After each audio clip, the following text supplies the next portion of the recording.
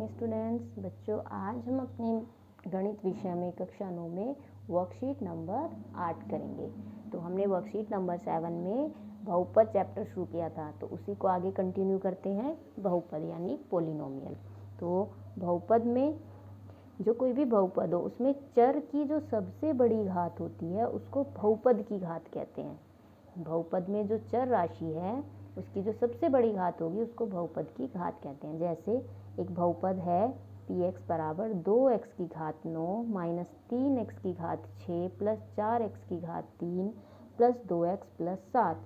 तो इस बहुपद में सबसे बड़ी घात चर, इसमें हम जैसे देख रहे हैं कि चर हमारा x है, एक ही चर का बहुपद है ये, और इसमें x की सबसे बड़ी घात 9 है। तो इस बहुपद की जो घात होगी वो कितनी होगी? घात बराबर होगी 9। सबसे बड़ी घात को हमें देखना होता है, ठीक है। तो ये एक नंबर में पूछ लिया जाता है। अच्छा, हमने अचर बहुपद सीखा था, क्या होता है? तो अचर बहुपद की घात हमेशा कितनी होती है? 0 होती है। कोई भी अचर बहुपद आ गया आपके सामने, उसकी घात पूछ ली तो कितनी होगी? वो 0 होगी। शून्यक बहुपद भी हमने पढ़ा था। शून्य जो होता है वो भी एक बहुपद होता है और उसको हम शून्यक बहुपद कहते हैं। और शून्यक बहुपद की घात हमेशा अपरिभाषित होती है, यानी हम उसको डिफाइन नहीं कर सकते हैं। तो ये दो स्टेटमेंट आपको अच्छे से पता होने चाहिए। अब ये एक टेबल है, इसमें हमें कुछ बहुपद दिए हैं और उसकी घात हम बताएंगे, ठीक है। तो अभी मैं इतना पार्ट कर रही हूँ इसमें। तो देखो, जैसे बहुपद है x की घात 6 माइनस x की घात 4 प्लस 3। तो यह x में एक बहुपद है और इस बहुपद की घात जो x की सबसे बड़ी घात होगी वो होगी। तो x की घात है इसमें 6, तो यहाँ बहुपद की घात कितनी होगी? 6।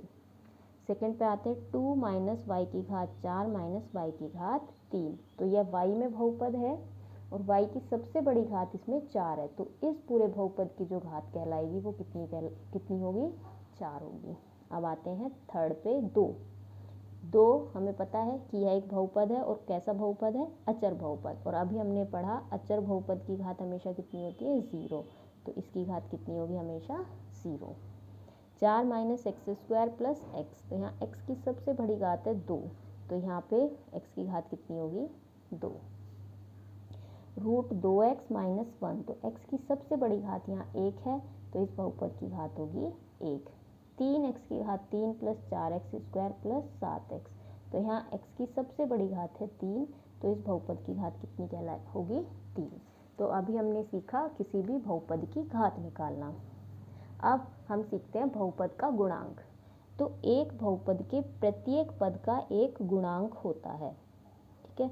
जैसे इसमें x की घात 3 plus 5x square minus 7x minus 3 में देखिए x की घात 3 का गुणांक क्या होगा? x की घात 3 का गुणांक, गुणा का अंक, गुणांक का मतलब क्या? गुणा का अंक। तो जो उसकी गुणा में आ रहा होगा, तो यहाँ हमें कुछ नहीं दिखाई दे रहा, दैट मीन्स, और जब कुछ नहीं होता है तो वहाँ होता है 1।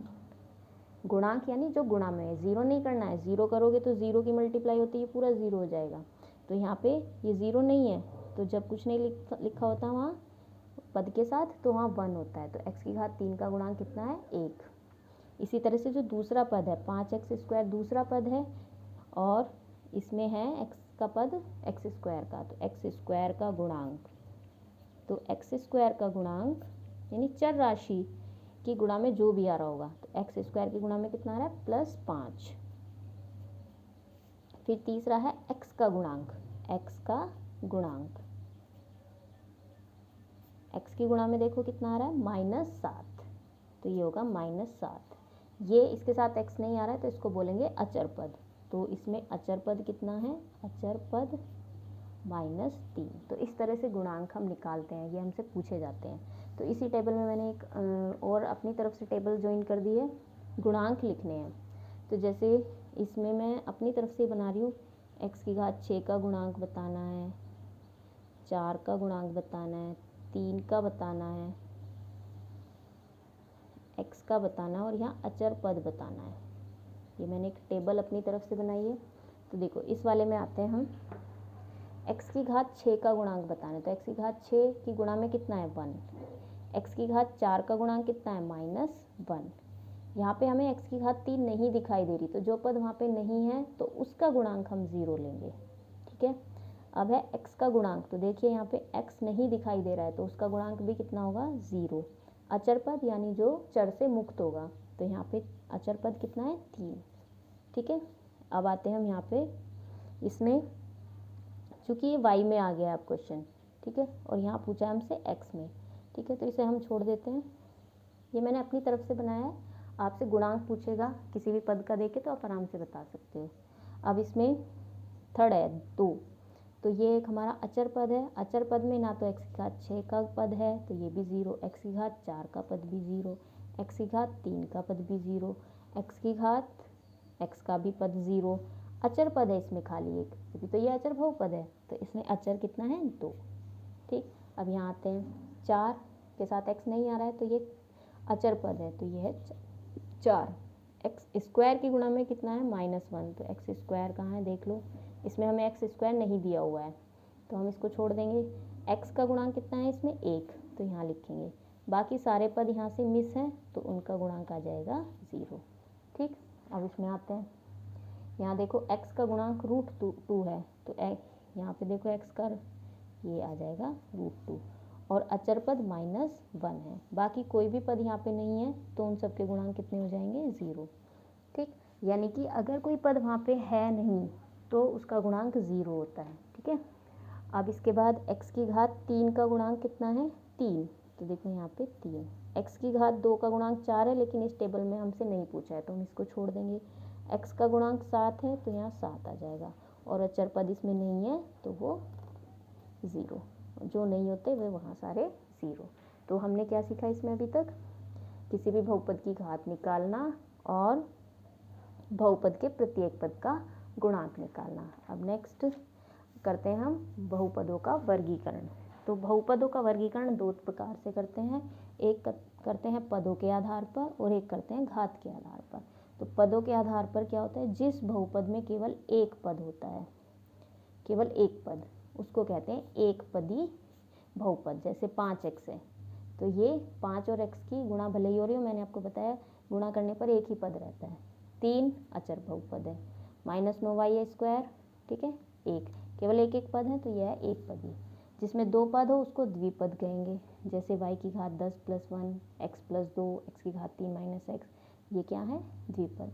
3 पद वाला त्रिपद कहलाएगा। तो x² + 2x + 4 3 पद है तो त्रिपद। तो ये तो हुआ पदों की संख्या के आधार पर वर्गीकरण। दूसरा होता है घात के आधार पर।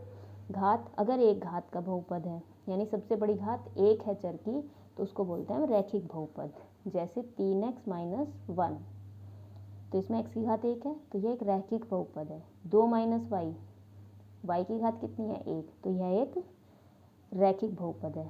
2 घात वाले बहुपद को द्विघाती बहुपद कहते हैं, द्विघाती। तो द्विघाती बहुपद जिसमें घात सबसे बड़ी 2 हो। तो 4x² + 9, तो x की सबसे बड़ी घात कितनी हुई 2, तो ये कैसा होगा द्विघाती। ये द्विघाती भी है और द्विपद भी है क्योंकि इसमें केवल 2 पद हैं। इसमें सबसे बड़ी घात है 2 तो ये द्विघाती है, लेकिन अगर पदों के आधार पर देखें तो त्रिपदीय है। ठीक है, तो इस तरह से ये 2 वर्गीकरण है बहुपदों के, एक है पदों के आधार पर और एक है घातों के आधार पर। तो हमारी जो वर्कशीट नंबर 8 है, आज हमने इसमें क्या सीखा, एक तो हमने सीखा बहुपद की घात निकालना, बहुपद के प्रत्येक पद का गुणांक निकालना और बहुपद का वर्गीकरण। ठीक है, तो इस वर्कशीट को आप अच्छे से करोगे। Okay students, all the very best.